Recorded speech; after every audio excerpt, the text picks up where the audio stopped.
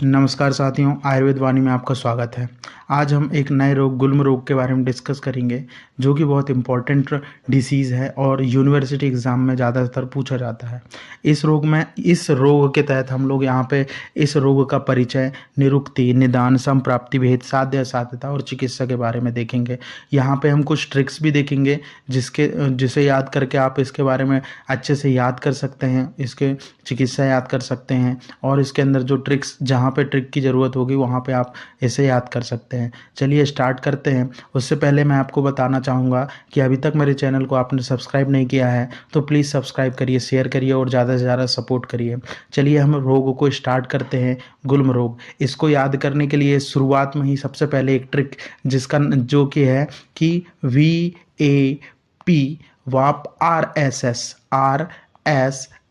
ठीक है। तो वाप मतलब कि यहाँ पर वी से याद करते हैं हम वात को, ठीक है, वात को। फिर उसके बाद आता है ए से हम कहते हैं आम, ए से आम याद हो गया। अब आम का एक इन द सेंस आम को यहाँ पे एक प्रकार से हम कफ के लोग में दिखते हैं, कफ।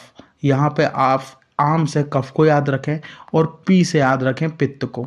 तो इस 3 वर्ड से हम यहाँ पे मैं आपको ये बताना चाह रहा हूँ, गुल्म रोग है वह विशेषकर वात दोष के प्रधानता की वजह से होता है, वात दोष की प्रधानता की वजह से होता है। इसके साथ साथ यह त्रिदोष मतलब तीनों दोष भी इसमें इन्वॉल्व होते हैं। चलिए आगे देखते हैं। आर से होता है रक्त, ठीक है, आर से रक्त। एस से सन्निपात, एस से सन्निपात, सन्निपात।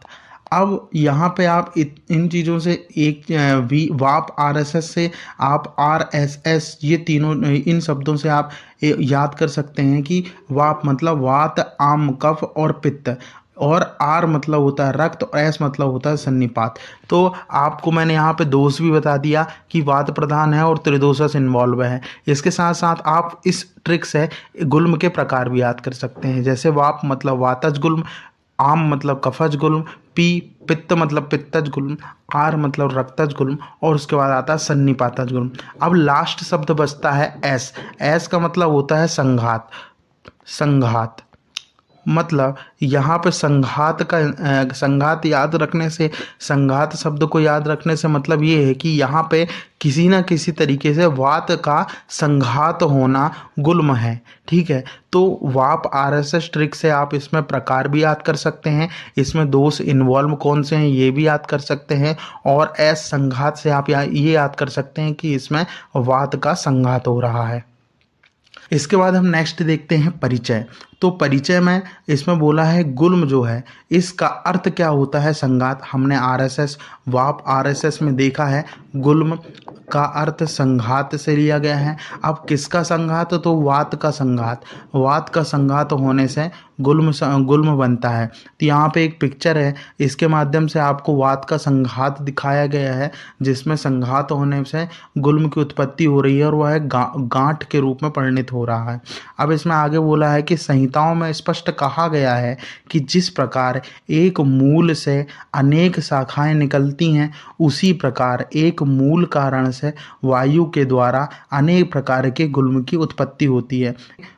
गुल्म की परिभाषा के बारे में एक श्लोक के माध्यम से बताया गया है, जिसमें बोला है कुप्ता अनिल मूलत्वाद, मतलब अनिल मतलब होता है वात, अनिल मतलब होता है वात के कुपित होने से, वात के कुपित होने से, अथवा गुण मूलत्वाद मतलब जो वात है उसमें गुण एवं मूल कंद के सदृश वात की जब उत्पत्ति होती है तो वह गुल्म के समान, गुल्म इन द सेंस गांठ, गुल्म इन द सेंस गांठ के समान।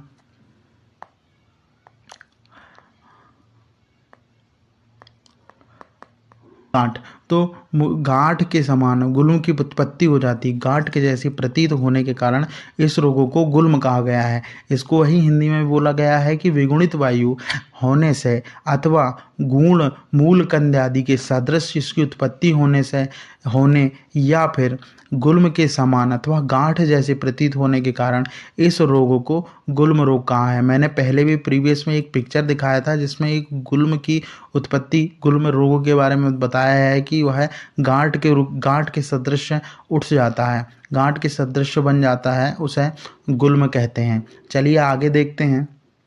आगे गुल्म की निरुक्ति बताई है। गुल्म की निरुक्ति बोला गया है कि गुण रक्षण या फिर वेस्टेन धातु से गुल्म शब्द बनता है, जिसका अर्थ होता है संघात। बार बार संघात शब्द आ रहा है। हमने शुरू में ही वाप RSS ट्रिक्स है इसमें डिस्कस किया था और बताया था कि यहाँ पे संघात होलेगा किसका, वात का। तो यहाँ पे बार बार संघात शब्द आ रहा है। एक प्रकार से गुल्म की उत्पत्ति यहाँ पे फिर से हम देख सकते हैं कि गुल्म की उत्पत्ति गुण रक्षण या वेस्टर्न धातु से उत्पत्ति हुई है, जिसका अर्थ होता है संघात। पश्चात हम देखते हैं गुल्म के स्थान। तो आयुर्वेद में गुल्म के 5 स्थान बताए हैं, जो कि हम पिक्चर में देख सकते हैं कि पहला स्थान है हृदय, दूसरा नाभि, तीसरा बस्ती और 2 पार्श्व हमारे साइड में 2 पार्श्व एरिया जो कि गुल्म के स्थान बताए हैं। साथ आती है बारी भेद की। तो भेद हमने देखा है, ट्रिक फिर से आ जाती है, वाप RS। तो वाप मतलब वातज गुल्म, ए से आम मतलब कफज, पी से पित्तज गुल्म, आर से रक्तज गुल्म और एस से सन्निपातज गुल्म। वहीं बताया है वातज, पैत्तज, कफज, सन्निपातज और रक्तज गुल्म। ये 5 प्रकार के गुल्म बताए हैं। अब इसके पश्चात हम देते हैं निदान एवं लक्षण। तो जो हमने प्रकार देखे हैं उनके अनुसार हम इंडिविजुअली गुल्म के निदान एवं लक्षण देखेंगे। सबसे पहले आता है वातिक गुल्म। वातिक गुल्म में सबसे पहले निदान देखते हैं। तो निदान मतलब याद रखिए वातज, वात शब्द को याद है। वात दोष के बारे में देखिए तो वात किन किन चीज़ों से बढ़ती है। सबसे पहले रुक्ष अन्न का अति सेवन करना, विषम आसन करना, अध्यसन करना, वेग धारण करना, शोक करना, अभिघात एवं अधिक उपवास करना, इससे वात बढ़ती है और इससे ही गुल्म की उत्पत्ति होती है, वातज गुल्म की। तो इसके लक्षण क्या क्या आएंगे, चलिए हम देखते हैं वातज गुल्म के लक्षण। तो इसमें क्या होगा, हृदय एवं कुक्षी में शूल होगा, मुख व गले में शोष होगा, शीत पूर्वक ज्वर उत्पन्न होगा। यह एक इम्पॉर्टेंट है, शीत पूर्वक ज्वर। ये ज़्यादातर पीजी में भी पूछा जाता है कि शीत पूर्वक ज्वर जो है किसका लक्षण है, तो यह वातिक गुल्म का लक्षण है। खाली पेट दर्द बढ़ता है और भोजन लेने से गुल्म का शमन होता है। इसका एक लक्षण है कि पेशेंट यदि रोगी जो है आप भोजन नहीं कर रहा है, खाली पेट है, तो उसमें उसके गुल्म में पीड़ा उत्पन्न होगी और भोजन करने के पश्चात उसमें शमन हो जाएगा। देखते हैं पित्तज गुल्म। पित्तज गुल्म के निदान में आते हैं। तो पित्त दोष को याद रखिए कि पित्त दोष में क्या क्या कारण से पित्त दोष कुपित होता है। तो अधिक अम्ल, उष्ण, तीक्ष्ण, कटु आहार का अधिक सेवन करना, क्रोध करना, अति मद्यपान करना, सूर्य एवं आतप सेवन करना और रक्त की दुष्टि हो जाने से पित्त की वृद्धि होती है और उससे ही पित्तज गुल्म होता है। तो पित्तज गुल्म के लक्षण देख सकते हैं कि क्या क्या लक्षण होंगे। पित्त आ रहा है तो ऑब्वियस सी बात है ज्वर होगा, शरीर में दाह होगा, ठीक है, पिपासा होगी, शरीर का वर्ण लाल हो जाएगा, भोजन के पाक होने पर दर्द होगा। सबसे पहले हमने देखा था क्या, वातज गुल्म में। वातज गुल्म के लक्षण में क्या हो रहा था कि खाली पेट जो है हमें पीड़ा उत्पन्न हो रही थी और भोजन करने के पश्चात पीड़ा शमन हो रही थी। यहाँ पे होगा क्या कि हमने भोजन कर लिया है, लेकिन जब हमारा भोजन पचेगा, जीर्ण होगा, तो उस टाइम में क्या होगा, पीड़ा उत्पन्न होगी। यह एक पित्तज गुल्म का लक्षण है और श्वेत आधिक्य इसके लक्षण दिखाई देते हैं। फिर आता है कफज गुल्म। कफज गुल्म के निदान देखते हैं। कफ की बात आती है। कफ, तो याद करिए कफ के दोष के प्रकोप किन किन कारणों से होता है। तो कफ का क्या है कि शीत, गुरु, स्निग्ध आहार का अधिक सेवन करना, बैठे रहना, आलस्य करना, परिश्रम ना करना और अति भोजन करना। इन लक्षणों से, इन कारणों से कफ दोष की वृद्धि हो जाएगी, जिससे कफज गुल्म की उत्पत्ति होगी। अब कफज गुल्म उत्पन्न हो गया है तो इसके लक्षण क्या क्या होंगे। तो लक्षण होंगी शीत पूर्वक ज्वर। याद करिए हमने वात में भी शीत पूर्वक ज्वर के बारे में देखा था और यह कफज में भी आ जाता है। स्थैमित्य होगा, गुल्म का स्थान में जकड़ाहट होगी, गुल्म में अल्प वेदना होगी और गुल्म कठिन एवं उत्सेक युक्त उत्पन्न होगा। यह कफज गुल्म के लक्षण हैं। फिर आता है सन्निपातज गुल्म। सन्निपातज मतलब तीनों दोष इन्वॉल्व होंगे। कौन कौन से, वात, पित्त और कफ, तीनों दोष इन्वॉल्व होंगे। किन किन का, इनके कारण क्या है, निदान क्या है। तो इसमें स्पष्ट बोला गया है कि तीनों प्रकार के गुल्मों का सम्मिलित निदान ही जो है गुल्म का निदान बोला गया है। मतलब इसमें तीनों दोष, तीनों वात, पित्त, कफ, तीनों दोषों के मिक्स निदान जो हैं सन्निपातज गुल्म उत्पन्न करते हैं। और इसके लक्षण क्या क्या हैं, तो आप सन्निपातज गुल्म के लक्षण है कि अति कष्टदायक गुल्म है यह। इसकी उत्पत्ति से अधिक कष्ट होता है। दाह, इसमें वर्निंग भी होती है। फिर आता है कठोर एवं उन्नत गुल्म, इसमें उत्पन्न होता है। इसका एक इम्पॉर्टेंट लाइन बोला गया है कि जो सन्निपातज गुल्म है इसे निचय गुल्म भी कहा जाता है। यह एक स्टार पॉइंट भी कह सकते हैं हम, क्योंकि यह ऑब्जेक्टिव में पूछे जाने वाला क्वेश्चन है कि निचय गुल्म किसे कहा गया है या फिर सन्निपातज गुल्म को और किस नाम से जानते हैं। फिर आता है रक्तज गुल्म। चलिए रक्तज गुल्म के निदान देखते हैं। तो रक्तज गुल्म के निदान बोला है कि ऋतुकाल में अनियमित भोजन करने से और आम गर्भ का गिरना या फिर जिसे हम कह सकते हैं एबॉर्शन, इस वजह से भी रक्तज गुल्म उत्पन्न होता है। रक्तज गुल्म के लक्षण क्या क्या है? तो कभी कभी जो है स्पंदन होता है, कभी कभी नहीं होता। यह मुख्यतः जो क्या है हम कह सकते हैं कि जो रक्तज गुल्म है मुख्यतः फीमेल में देखा जाता है। फीमेल में मुख्यतः रक्तज गुल्म देखा जाता है। तो इसमें बोला है कभी कभी स्पंदन हो रहा है, कभी कभी नहीं होता। वृद्धि की गति अनिश्चित होती है, मतलब जो गुल्म है वह अनिश्चित वेग से, अनिश्चित गति से वृद्धि करता है। और इसकी चिकित्सा में स्पेशली चिकित्सा बोली गई है, बहुत इंपॉर्टेंट है, स्टार पॉइंट बोल सकते हैं हम। यह भी पीजी में पूछा जाता है और यूनिवर्सिटी एग्जाम में भी इसके बारे में बोला गया है कि मासे व्यतीते 10वें चिकित्सा, मतलब इसमें रक्तज गुल्म की चिकित्सा 10वें माह के बाद ही करना चाहिए। 10वें माह के बाद रक्तज गुल्म की चिकित्सा करना चाहिए।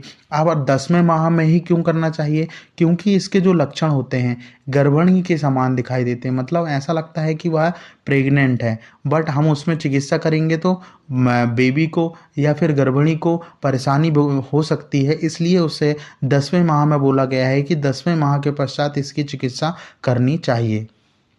इसके पश्चात हम देखते हैं संप्राप्ति। संप्राप्ति में एक श्लोक बोला है कफम च पित्तम च दुष्ट वायुरुद्ध।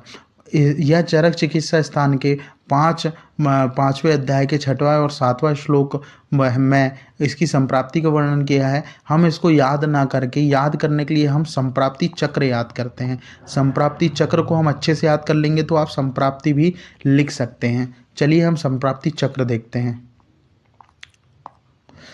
तो संप्राप्ति चक्र में आता है कि सबसे पहले हम देखते हैं निदान सेवन। तो हमने अभी विशेषकर विशिष्ट रूप से वात, पित्त, कफ, रक्तज और सन्निपातज तीनों चारों पांचों प्रकार के हमने निदान देखा है। तो उनका निदान का अधिक सेवन करने से क्या होगा? वात का प्रकोप होगा। वात प्रकोप होने से वात जो है कफ और पित्त को दुष्ट कर देगा। कफ और पित्त को दुष्ट करते साथ वात जो है उनके मार्गों को जो है अवरोध कर देगा। कौन? कफ और पित्त जो है वायु के मार्ग को अवरोध कर देगा। उससे क्या होगा? कुपित हुई वायु का ऊर्ध्वगमन होगा, वायु ऊर्ध्ववत गमन करने लगेगी, जिससे हमें गुल्म के स्थान बोले थे, गुल्म के 5 स्थान बताया था मैंने, जिसमें बोला गया है पार्श्व, हृदय, बस्ती, उदर, नाभि में शूल उत्पन्न होगा।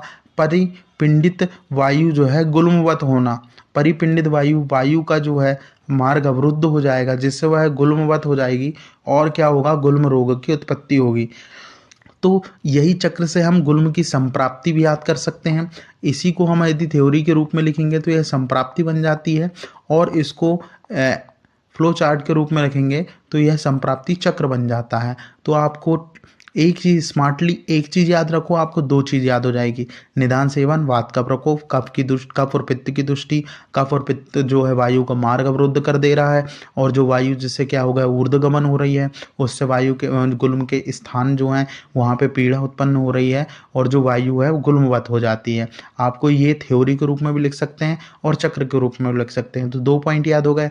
अब चलती है आगे। इसके बाद हम देखते हैं संप्राप्ति घटक। संप्राप्ति घटक में दोष जो हैं क्या क्या इन्वॉल्व होता है? वात, पित्त, कफ इन्वॉल्व होता है, मुख्यतः वात इन्वॉल्व होगा। दूष्य क्या है? निराश्रय है। यह इंपॉर्टेंट है कि गुल्म में दूष्य जो है निराश्रय है, यह पूछा जाता है। स्रोतस कौन से इन्वॉल्व है? अन्नवाह स्रोतस, महास्रोतस, स्रोतोदुष्टि, संग एवं विमार गमन हो जाएगा। विमार गमन क्यों? क्योंकि वायु का अवरोध कर रहे हैं मार्ग कफ और पित्त, जिससे वायु अपना मार्ग से अवरुद्ध हो जा रही है। साध्य असाध्यता, यह एक साध्य रोग है। अधिष्ठान, पार्श्व, हृदय, नाभि, बस्ती, हमने जो गुल्म के स्थान देखे थे वही इसके अधिष्ठान है। स्वभाव जो है यह एक चिरकारी रोग है। साध्य असाध्यता, साध्य असाध्यता में गुल्म क्या है? गुल्म की साध्य असाध्यता देखते हैं तो सन्निपातज गुल्म, सन्निपातज जो गुल्म है वह असाध्य माना गया है। और एक दोषज कौन से? वातज, पित्तज, कफज और रक्तज गुल्म, यह जो है साध्य बताए गए हैं। इसके बाद हम देखते हैं चिकित्सा। तो सबसे पहले संशोधन चिकित्सा। चिकित्सा में संशोधन चिकित्सा मतलब इसमें पंचकर्म इन्वॉल्व है। तो पंचकर्म में हम क्या क्या कर सकते हैं गुल्म के पेशेंट में? तो स्नेहन स्वेदन करने का विधान है, वमन, विरेचन, निरूह बस्ती और एवं अनुवासन बस्ती बताई गई है। इसके बाद देखते हैं हम संशमन चिकित्सा। संशमन चिकित्सा को याद करने के लिए इसमें कुछ योग बताए गए हैं। इनको याद करने के लिए एक ट्रिक बताई गई है कि 3 नई घृत एरंड 60 चूर्ण। 3 नई घृत मतलब 3 नई घृत। तो यहाँ पर 3 नई से याद करना है क्या? 3 मतलब 3 त्रय, तो यहाँ पे बोला है 3 से याद कर लो त्रय, त्रयोष्णाधिघृत, तृतीय त्रयोष्णाधिघृत, ये 3 से याद हो गया। नई से याद करना है आपको नलिनी घृत, इधर भी नागर आदि योग, नलिनी घृत और नलिनी आदि घृत, यह क्या हो गया? 3 नई से याद हो गया। फिर उसके बाद बोला गया एरंड, एरंड से एरंड योग और 60 चूर्ण से सट्य आदि घृत। तो इससे आपको याद हो गया कि 3 नई घृत एरण 60 चूर्ण, 3 नई घृत एरण 60 चूर्ण।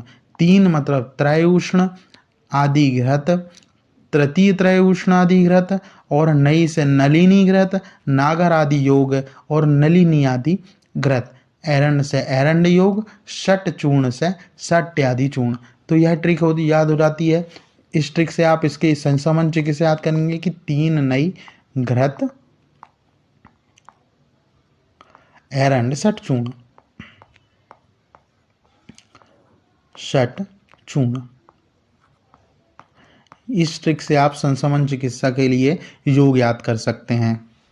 तो यहाँ पे हमने गुल्म के बारे में उसका परिचय, उसके भेद, उसकी संप्राप्ति चक्र, घटक और उसकी चिकित्सा भी देखी। आपको वीडियो अच्छा लगा हो तो प्लीज़ सब्सक्राइब करिए, शेयर करिए और ऐसे ही सपोर्ट करते रहिए। धन्यवाद।